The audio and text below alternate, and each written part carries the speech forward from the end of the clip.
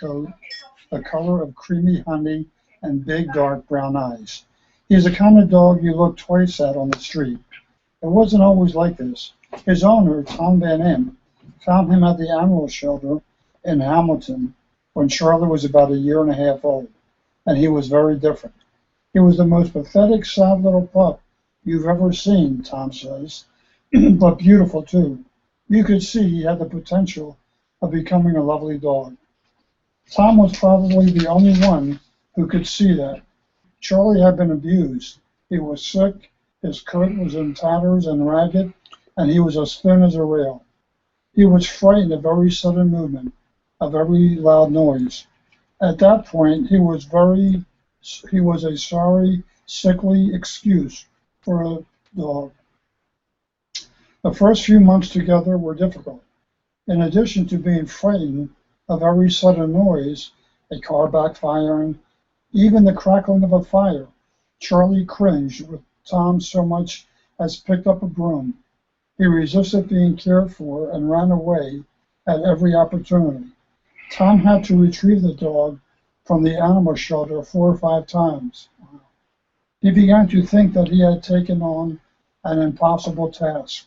Gradually, however, Charlie settled down. Secure in Tom's friendship and care, the dog even began to relax and enjoy life. Tom was able to take him along when he went to work, cutting lawns in the area. Riding in Tom's truck became fun, and Charlie loved it when Tom's customers would come out to pet him. Then one night, Tom's house caught fire. It was very late autumn, almost early winter. The house was heated with a wood-burning stove. Tom hadn't gotten around to installing a smoke alarm yet. A friend was sleeping on the couch in the living room. About 3 o'clock in the morning, Tom was awakened by Charlie.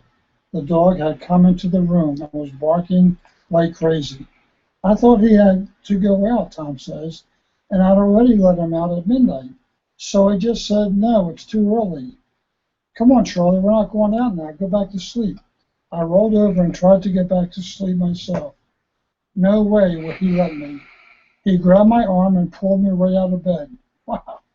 He was actually growling at me. When I hit the floor, I saw the smoke and realized something was wrong. Somehow, a spark from the stove had started a fire. Tom rushed to alert his friend. The 2 men and Charlie managed to get out of the burning house and call the fire department. But by the time the fire was brought under control, the house had suffered a lot of damage. Firemen at the scene said that Tom and his friend could easily have died from the smoke alone. The dog that Tom had nursed back to health, fed, and made a friend of had repaid him by saving his life.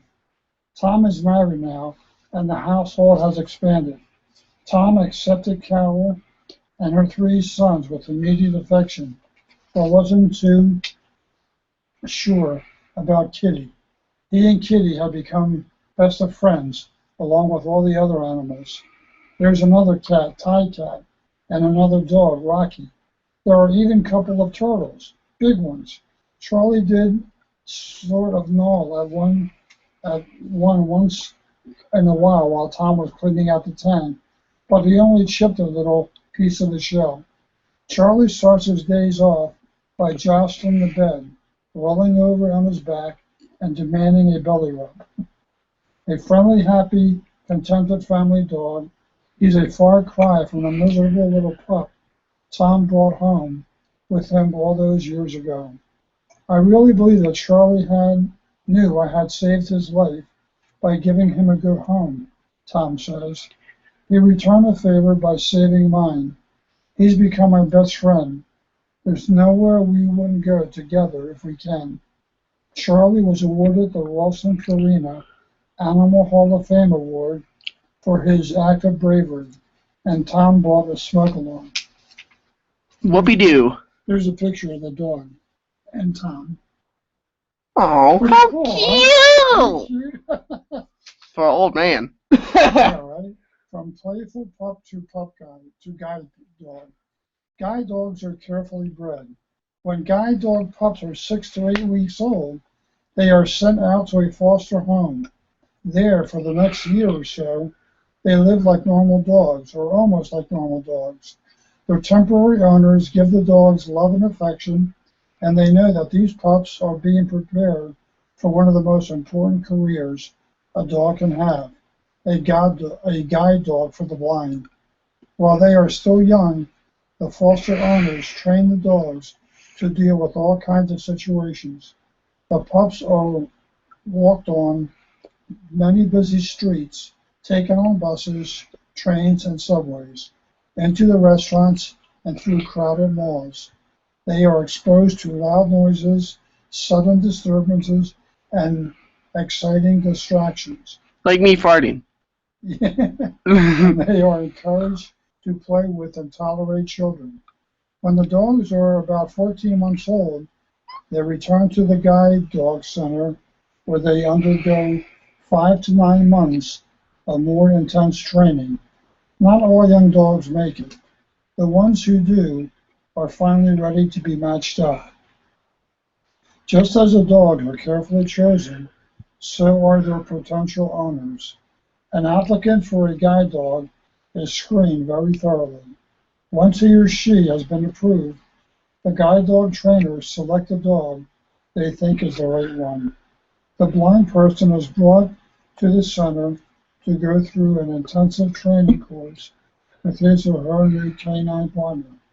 By the end, dog and human have been bounded in a very special relationship. Dogs can also be trained to be the hearing ears of a deaf person and to stand guard over or fetch help for someone having an epileptic seizure. Wow.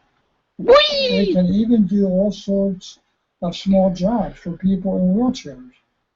Helper dogs mean freedom and independence for their owners, and they are the most faithful and loyal companions a human being could ever hope for. Floyd, the gentle giant. I'd walk down the street and hear footsteps coming toward me. Then I'd hear them slowing down. Then I'd hear them go away around me, or even across the street.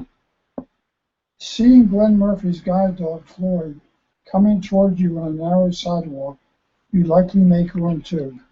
Floyd is one of the biggest German shepherds you'd ever likely to meet. Sitting at his ease, this dog could rest his nose quite comfortably on your dining room table. Whoa, It sounds like a bulldog. that's a big dog, man. It sounds like a bulldog, doesn't it? Yeah, and from nose to tail, he's almost as long as a bicycle. Are you kidding? What the heck? Glenn got Floyd when he was a second-year student at the University of Calgary. Because Glenn was in the middle of classes and couldn't take time off, the Canadian Guide Dogs for the Blind, located in Manotick, Ontario, flew Floyd and trainer out to Glenn. They went through an intensive 3-week training course. They used Glenn's old normal routes as their training ground, and soon Floyd knew the way to the bus stop, the bus route, and how to find by name every building that Glenn went to on campus. Wow. Floyd learned the routines quickly and well, so that he even worked out shortcuts to some of the buildings on his own. Wow. And despite his size, he proved to be a very gentle. Glenn says he's the kind of dog you can only have to speak softly to. If you ever raise your voice, he'd get hurt, and really quickly. People thought he must be really hard to control, but he was gentle on the hand, and especially that harness that guide dogs wear, and a leash that would just a subtle command and a little flick of your fingers, he worked beautifully. He's big though, Glenn adds. He decided to stand up and put his paws on my shoulders one day. Wow. I'm tall enough, about 5 feet, 10 inches, but he was taller than me. Whoa. Floyd learned very quickly that Glenn was his responsibility, and he was always very protective. Glenn studies karate, and it was hard to convince Floyd that Glenn didn't need his protection when he was fighting. One evening, it proved too much for Floyd. Glenn's friend Mike came over to where Glenn was sitting at a tournament one night and gave him a friendly whack on the shoulder with a rolled up brochure. Big mistake. In an instant, Glenn felt Floyd jump up and he heard his friend cry, "Glenn, Glenn, what's going on?" Glenn asked. "Your dog, your dog." Glenn reached down. Floyd had Mike pinned right to the ground. Mike was a big man, about 100 kilograms, but Floyd wasn't letting him go anywhere. That's a big man. That's a big man. And a big dog. And a big doggy. He wasn't biting Mike, but he had Mike's arms in his mouth, right by the wrist, where the rolled up paper was. And he wasn't letting him move so much as a move. Glenn Stumble. let him, the dog, stand on his friend for a couple of minutes, then said, "Okay, Floyd." The dog let Mike go. "I never trained him to do that," Glenn adds. "He just did it, instinctively." Whoa. Glenn has a good reason to be thankful for Floyd's protective instinct, for it probably saved his life. Okay.